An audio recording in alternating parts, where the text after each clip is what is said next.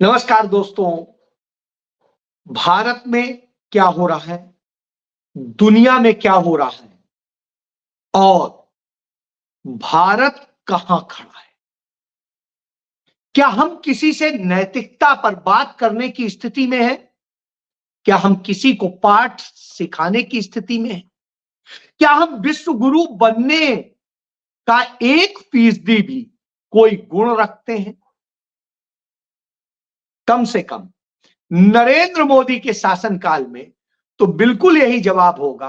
न हमारी कोई हैसियत है, न हमारे पास कोई यह नैतिकता है और न हम कहीं से यह ज्ञान रखते हैं, यह स्थिति रखते हैं कि हम विश्व गुरु कहलाएं। जी हां, वजह साफ है और उसकी शुरुआत मैं इससे करता हूं कि अमेरिका के कैलिफोर्निया में एक स्वामी नारायण संप्रदाय के मंदिर में हमला किया गया।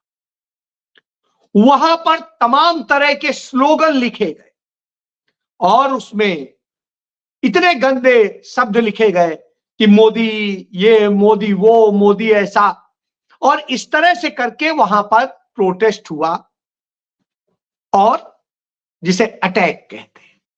और ये पहली बार नहीं हो रहा है, इसके पहले 4 घटनाएं अमेरिका में भी हो चुकी हैं और ये सारी घटनाएं स्वामी नारायण संप्रदाय के मंदिरों पर ही हुई, जिसे भाजपा के लोग या जिन्हें ज्ञान नहीं है वो उसे हिंदू मंदिर कहते हैं। तो पहली बात ये। दूसरा ये, लेकिन वहां के लोग उसे हिंदू मंदिर ही समझ के उस पर हमला कर रहे हैं और इसलिए वो वहां हिंदुओं को बड़ी हे दृष्टि से देख रहे हैं, नकारात्मक दृष्टि से देख रहे हैं। उधर इसी तरीके से लंदन में हमारे यहां हुआ, हमारे स्वामीनारायण संप्रदाय के मंदिर पर हमला हुआ। इसी तरीके से कनाडा में हमले हुए हैं और इसी तरह बांग्लादेश में। बांग्लादेश में जो स्वामी गिरफ्तार किया गया वो प्रमुख था स्वामीनारायण संप्रदाय के मंदिर का। अब हम कहेंगे तो इसकी तो निंदा होनी चाहिए, बिल्कुल होनी चाहिए। निश्चित रूप से किसी पर भी हमले करना, उसकी या किसी के धार्मिक स्थान पर हमले करना या उसकी धार्मिक परंपराओं से उसे रोकना निंदा का विषय, और यह निंदा होनी चाहिए।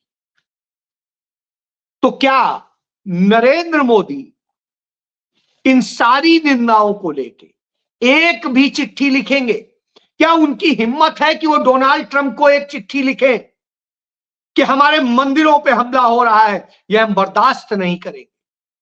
क्या उनकी हिम्मत है कि वो एक चिट्ठी बांग्लादेश को के प्रधानमंत्री को लिखे, वहां के जो आजकल एग्जीक्यूटिव प्रमुख हैं, कि इस तरह मंदिरों पे हमला हो रहा है और हिंदू वेशधारियों पे हमला हो रहा है, तो कार्रवाई कीजिए, नहीं तो हमें कड़ा एक्शन लेना पड़ेगा? उनकी हिम्मत है कि वो ब्रिटेन को ताकीद करें या कनाडा को ताकीद करें? नहीं। इसी तरीके से जर्मनी और फ्रांस में भी हुआ है। अब आप समझ लीजिए दुनिया भर में हमला क्यों हो रहा है। वजह साफ, क्योंकि हमने नफरत का माहौल बनाया है और यह नफरत इस हद तक फैल गई कि जयपुर के एमएलए रफीक ने विधानसभा में कहा कि उन पर यह टिप्पणी की गई कि यदि पाकिस्तानी होते तो पाकिस्तान चले गए होते। 1947 में देश जब भारत बन रहा था और पाकिस्तान बन रहा था, तो मुस्लिम समुदाय के पास यह अख्तियार था कि वह पाकिस्तान चला जाए या भारत रहे, लेकिन भारत के लोगों के पास यह अख्तियार नहीं था। बावजूद इसके हमारे तमाम हिंदू वहां पर पाकिस्तान ही उन्होंने अपना देश माना और वहीं पर रहना स्वीकार किया। लेकिन हमारे देश का यह वफादार मुसलमान, ये भारत को प्यार करने वाला मुसलमान, वह मुसलमान जो खुद को हिंदुस्तानी कहता था, वह भारत में रुका, इंडिया में रुका, और उसने भारत की परंपराओं को आत्मसात किया। मैं बचपन से, चूंकि लखनऊ कानपुर में पला पढ़ा, पिताजी के साथ बनारस, फैजाबाद, बहराइच और तमाम जगह, सहारनपुर और सब जगह हमने देखा। हमने होली साथ साथ खेली है, हिंदू मुस्लिम सब ने।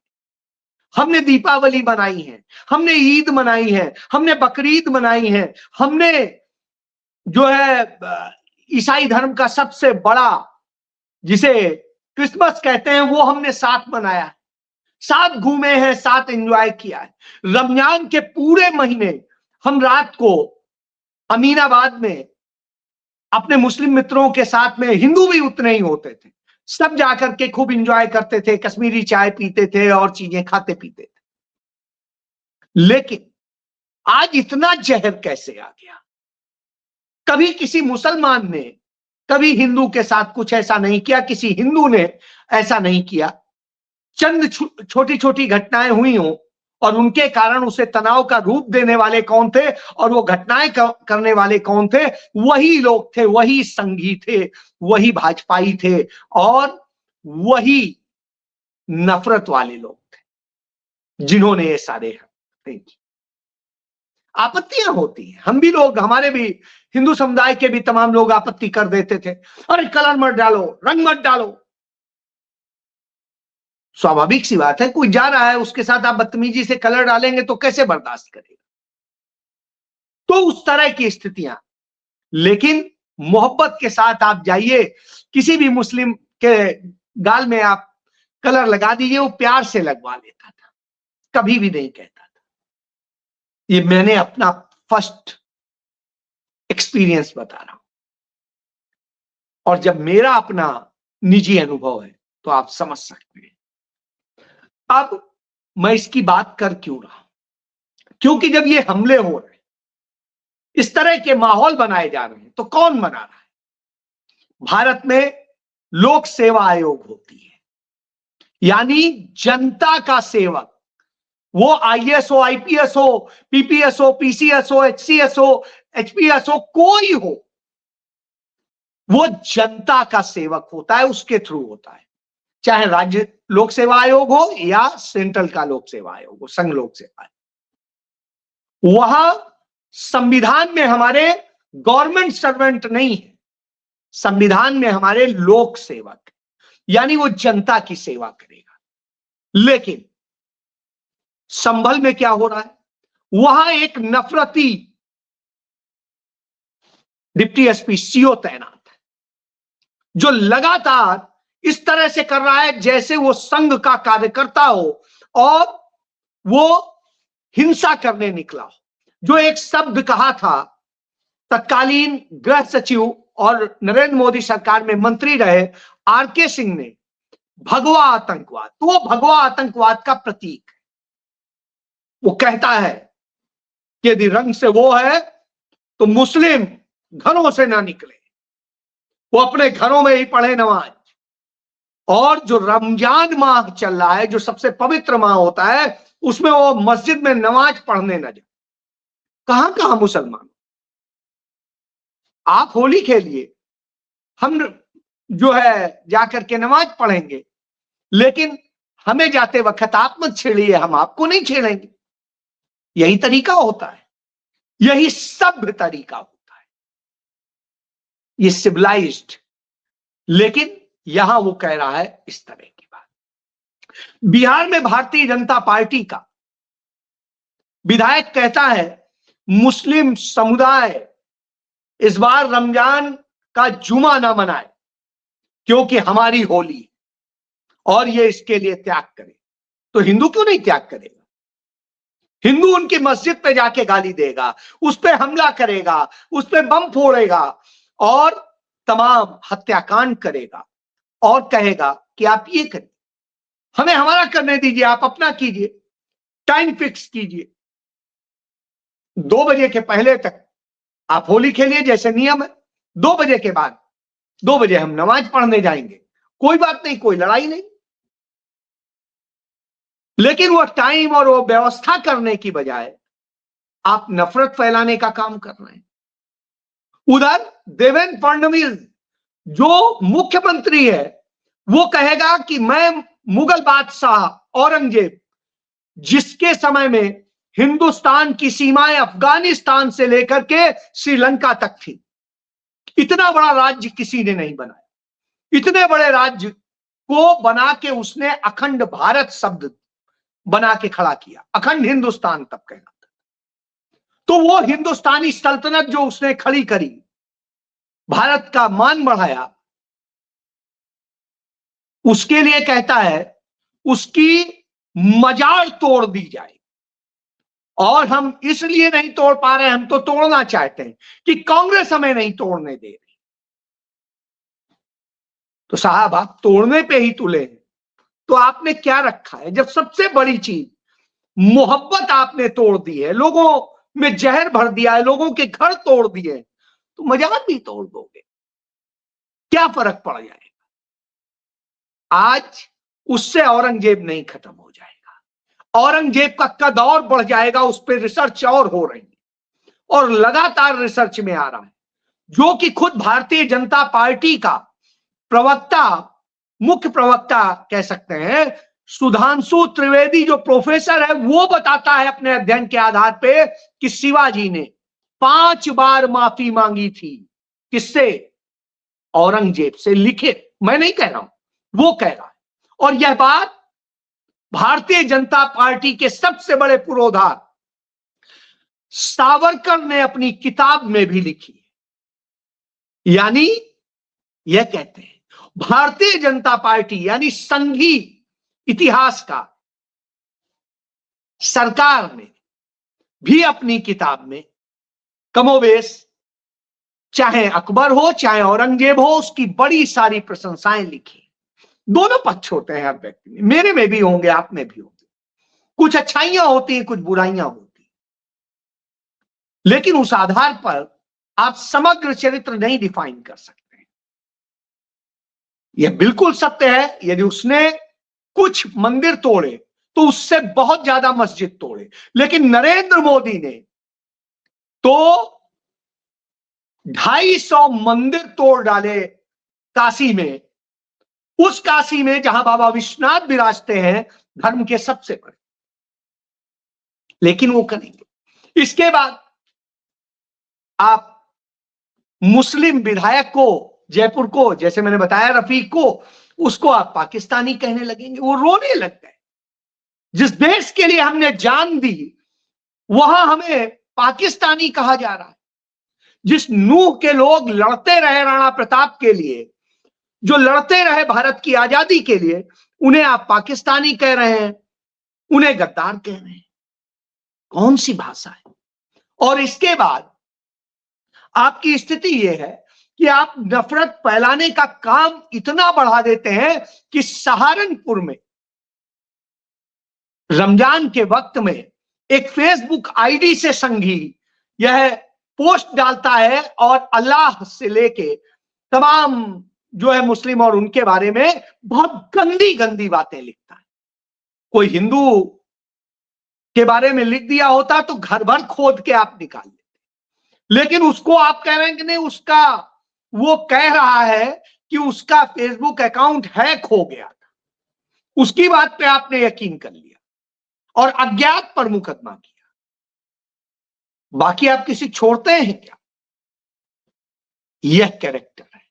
जब यह सब चरित्र हो तो फिर आप कैसे बोलेंगे कि कैलिफोर्निया में क्या हो रहा है? अब मैं बताता हूं क्या है। स्वामी नारायण संप्रदाय उत्तर प्रदेश का सबसे गरीब जिला है गोंडा। वहां पर एक जगह है छपिया। छपिया में एक बालक पैदा हुआ था 17वीं शताब्दी में और उसका नाम था घनश्याम पांडे। वो घनश्याम पांडे 11 साल की उम्र में निकला और तमाम जगह पूजा पाठ करते हुए, तपस्या करते हुए, और वो गुजरात पहुंचा। गुजरात में पहुंच के उसने रामानंद स्वामी से दीक्षा ली और उनका शिष्य बन गया। रामानंद स्वामी ने उसे अपने मठ का प्रमुख बनाया। उसने काठियावाड़ राज की और जूनागढ़ राज की मदद लेकर के एक स्वामीनाथ संप्रदाय शुरू किया। यह संप्रदाय वेद को नहीं मानता, यह संप्रदाय सामाजिक सुधारों पर काम कर रहा था। निश्चित रूप से बहुत अच्छा काम था। वहां मूर्ति पूजा इस तरह से नहीं होती थी, वहां पर दूसरे तरह से पूजा की व्यवस्था। आज भी आप जाएंगे स्वामीनारायण संप्रदाय के मंदिरों में मुख्य जो मूर्ति होगी वो स्वामीनारायण जी की होगी, ना कि किसी देवी देवता की होगी। वहां ये नहीं है कि आप शिवलिंग को जल चढ़ा रहे हैं या और कोई देवी देवता और पूजा कर रहे हैं और कुछ कर रहे हैं, नहीं, इस तरह का वहां चला।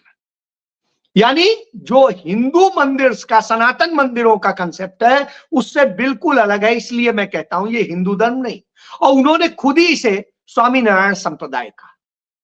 इसके करीब 20 से 30 लाख के करीब अनुयायी हैं पूरे गुजराती इसमें, और सबसे ज्यादा नरेंद्र मोदी और अमित शाह जैसे लोग इसको मानने वाले हैं।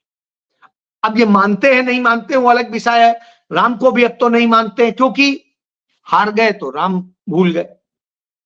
तो अब आप समझ सकते हैं, तो इनको ये चाहिए। तो यहां जो घनश्याम पांडे उर्फ स्वामीनारायण जी थे, उन्होंने अपने बाद में जाते वक्त, मतलब जब वो दुनिया से विदा होने वाले थे उसके पहले उन्होंने वसीयत दी कि हमारे संप्रदाय का पूरा, उनके 2 भतीजे थे उनको सौंप देते हैं, यानी परिवारवाद।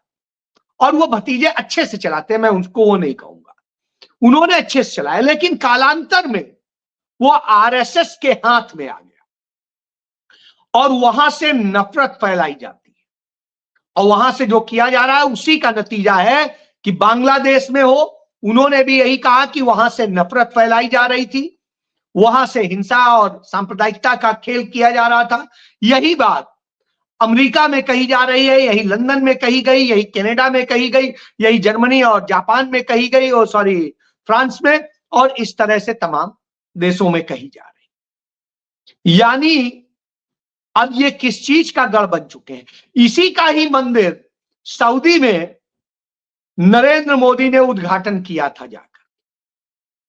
यानी हिंदू मंदिर नहीं था। हिंदू मंदिर तो पंडित जवाहरलाल नेहरू के समय में 1954 में वहां बना था दुबई में, और यह अब बना है। तो यह खेल है। जबकि स्वामीनारायण जी ने सिर्फ 6 मठ बनाए थे गुजरात में, लेकिन अब यह धंधे की तरह से यूज किया जा रहा है और एक प्रायोजन एजेंडे के लिए यूज किया जा रहा है। इसलिए इस पर हमले हो रहे हैं। और भारत इसलिए नहीं इस पर कड़ा बोल पाता है क्योंकि भारत के अंदर खुद सांप्रदायिकता हो रही। जिस तरीके की ये हरकतें हो रही हैं उसमें क्या बोलेंगे।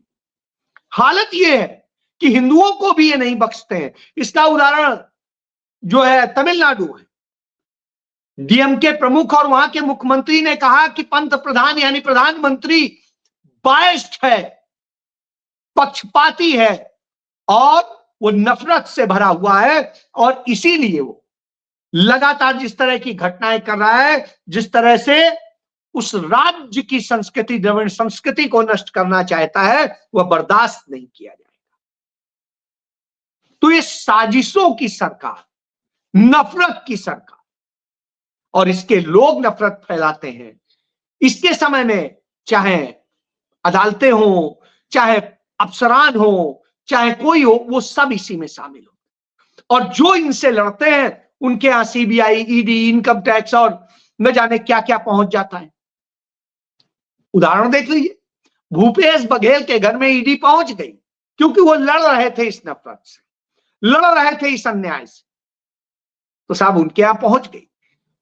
ईडी कहते हैं हम उनके यहां नहीं आए, उनके बेटे की जांच करने आए। बेटा चूंकि उन्हीं घर रहता है इसलिए कर, घर तो भूपेश बघेल का है, पहली बात।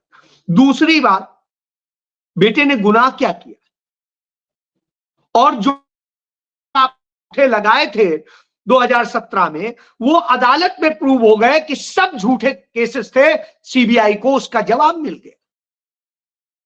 तब फिर ये नफरत फैलाई जाती है, ऐसे बदनाम किया जाता है। और चुनाव आप बेईमानी से जीतते हैं, और चुनाव में जो बेईमानी करते हैं उसको राहुल गांधी ने संसद में भी तार तार कर दिया और संसद के बाहर भी कर दिया। इसलिए आपको घबराहट कि आपका यदि काला सच सामने आ गया तो आप परेशान हो जाएंगे, क्योंकि कह दिया है डोनाल्ड ट्रंप ने कि हमने पोल खोल दिए।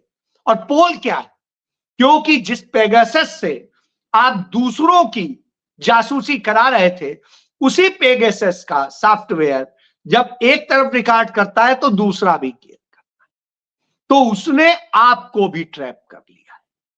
अब आप समझ लीजिए उनके पास सब है, इसलिए आप डरे हुए हैं। और ट्रंप आपको गाली दे, कुछ भी कहे, देश को गाली दे, आप घुटने टेके खड़े हैं, यह सच। और इसलिए आप नहीं बोल पा रहे।